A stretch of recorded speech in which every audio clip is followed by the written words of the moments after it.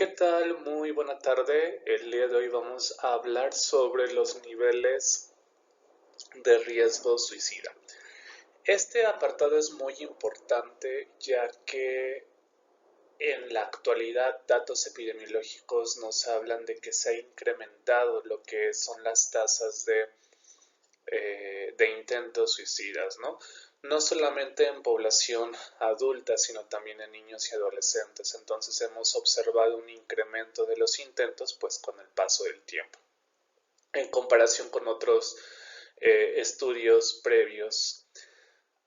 También es importante mencionar que, bueno, al final tenemos como un factor antecedente que fue la pandemia que aconteció y que fue uno de los principales detonadores para que también estuvieran incrementando los problemas de salud mental en la población, tanto niveles elevados de ansiedad como niveles elevados de depresión y por ende también la parte de los intentos suicidas e intentos consumados. Entonces sí es muy importante que nosotros identifiquemos cómo se va desarrollando a través de cada uno de los niveles que la guía MHGAP nos menciona sobre el suicidio, ¿no? Entonces, vamos a empezar primero a conocerlos. Lo podemos dividir en riesgo leve, moderado, severo y extremo.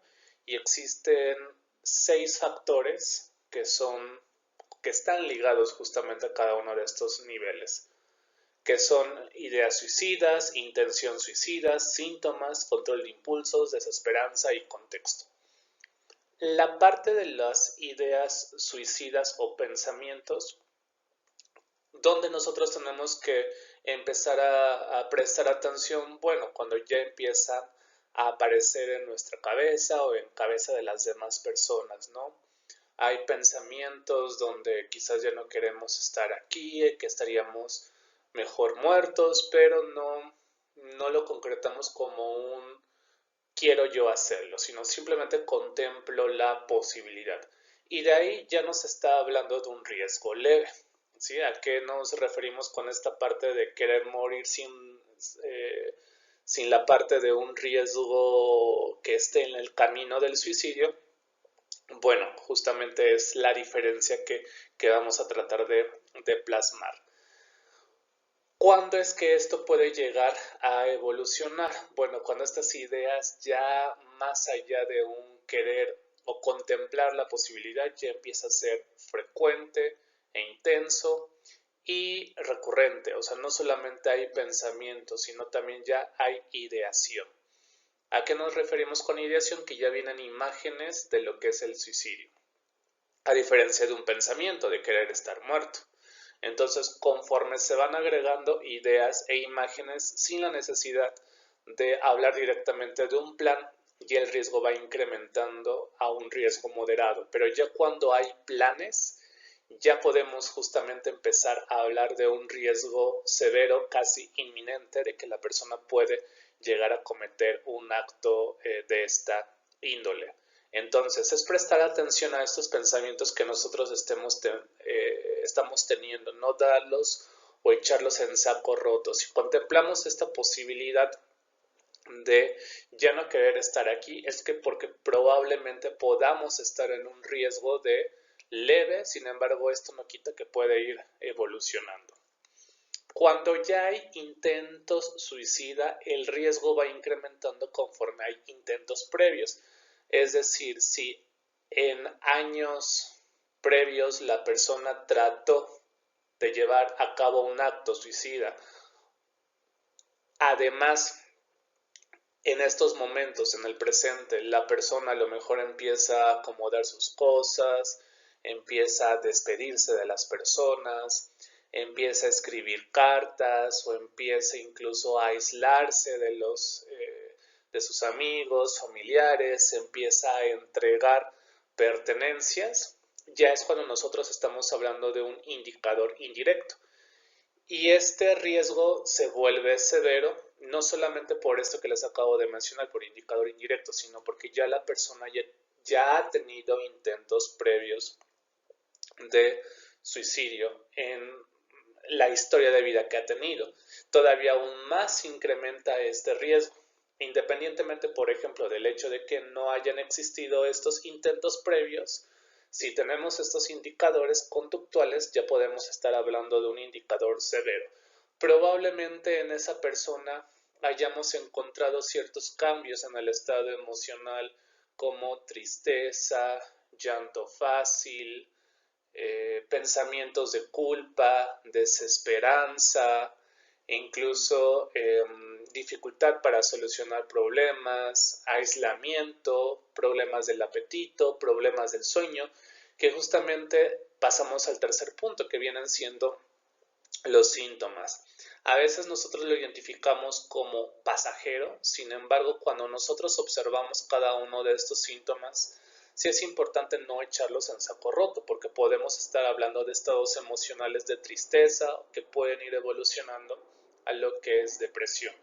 Pero una persona puede tener estos indicadores que yo les mencioné, sin embargo, ¿cómo puedo yo saber cuando ese conjunto de estados emocionales puede tener un riesgo de llevar a tener un acto suicida? Bueno, cuando no solamente existen pensamientos o ideación que ocurrieron en el último mes, o además no solamente con el hecho de tener autolesiones con o sin fines suicidas en el último año, sino que también la persona puede estar pasando por estados emocionales de sentimientos de agitación, incremento de la irritabilidad o violencia, se puede sentir afligida o hay una ausencia de o hay una presencia de aislamiento y una dificultad de comunicación.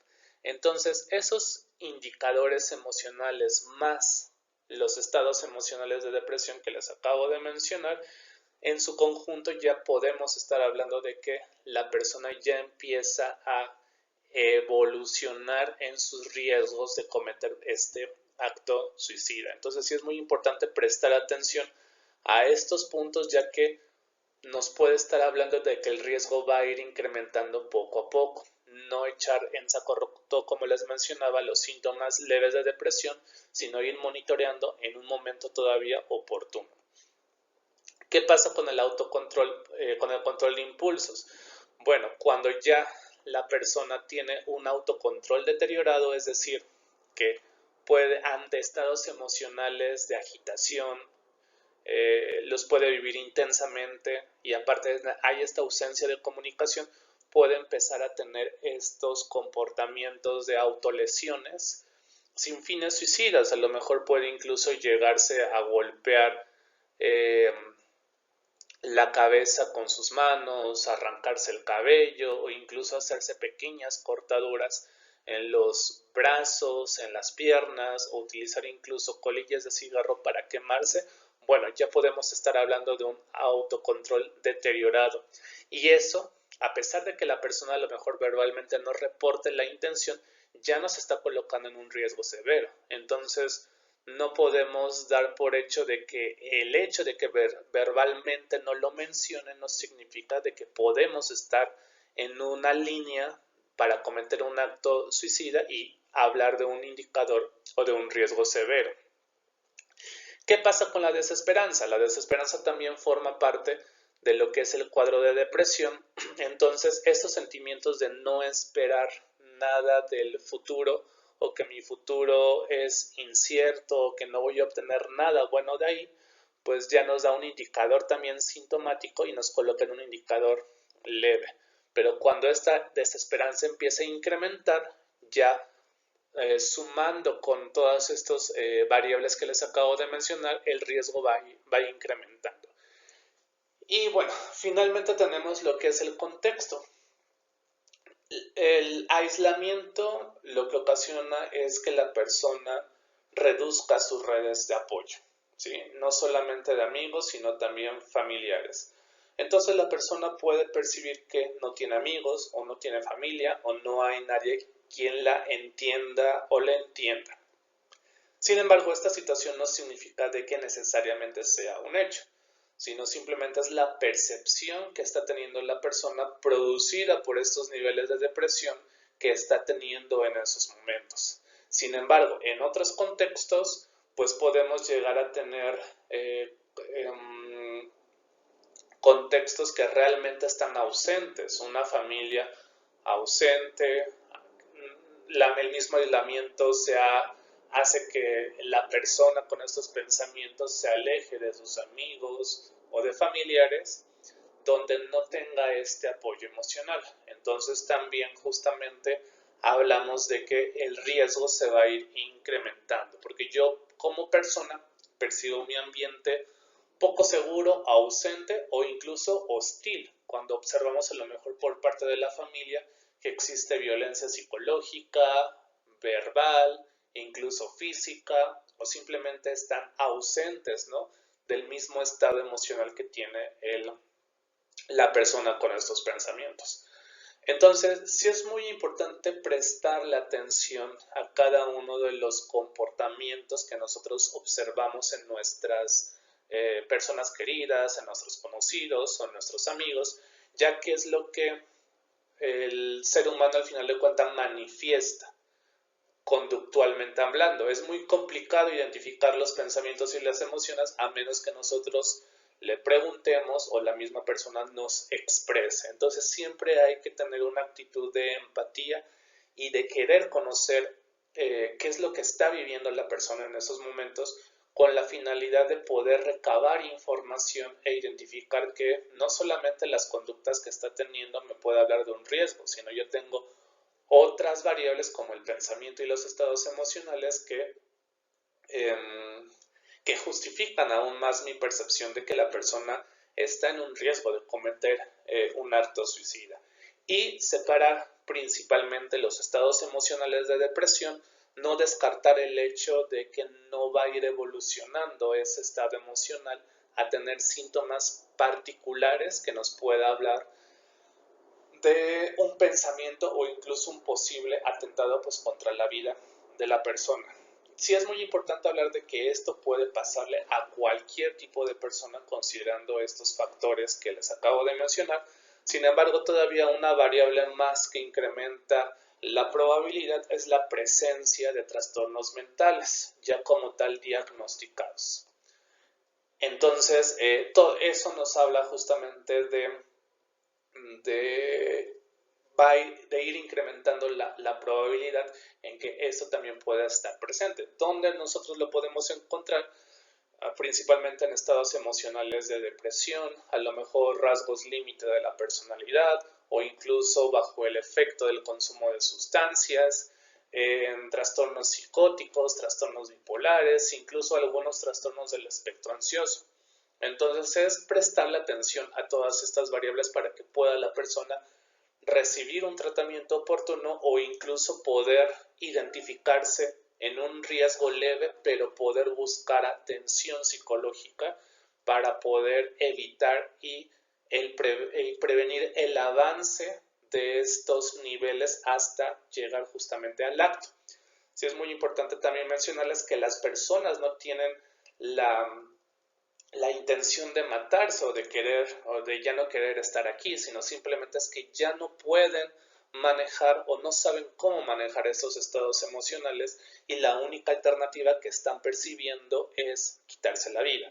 Entonces sí es muy importante mencionarles que existen otras alternativas, pero quizás aún no las han probado. Entonces sí es muy importante poder instigar a que estas alternativas ocurran y bueno, mucho la parte del soporte emocional por parte de la familia, amigos y el trabajo multidisciplinario, no solamente con el tratamiento psicológico, sino hay casos en los cuales a lo mejor va a requerir un tratamiento farmacológico. Sí, bueno, por mi parte sería todo. Espero que esta información les pueda ayudar para identificar a uno mismo o a otra persona y psicoeducar principalmente de que hay alternativas para mejorar estas situaciones que nos están provocando estos estados emocionales. Bueno, no me queda más que decirles que le den like si les gusta el video, que se suscriban o incluso activen la campanita de notificaciones y nos pueden dejar en sus comentarios todo lo que les gustaría que se hablara en futuros podcasts. Por mi parte sería todo y bueno, que tengan muy buena tarde.